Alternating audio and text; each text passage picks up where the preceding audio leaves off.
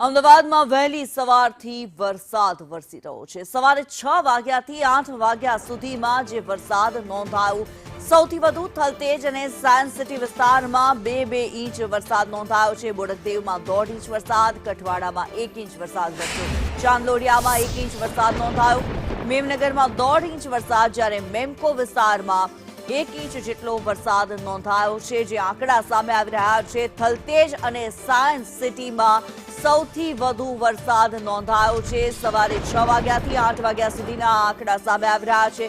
ગત મોડી રાતથી જ વહેલી સવારથી જ્યારે વરસાદની શરૂઆત થઈ ગઈ છે, ભારે વરસાદ ખાબકી પડ્યો અને થોડા કલાકોનો આ વરસાદ કે જે પાણી કરી ગયો છે આ સમગ્ર વિસ્તારોને। અલગ અલગ જે વરસાદ વરસ્યો છે, જે આંકડા સામે આવી રહ્યા છે, સવારે 6 વાગ્યાથી 8 વાગ્યા સુધીના આંકડા, જેમાં સૌથી વધુ થલતેજ અને સાયન્સ સિટીમાં 2-2 ઇંચ વરસાદ વરસ્યો છે। વહેલી સવારથી વરસાદ વરસી રહ્યો છે।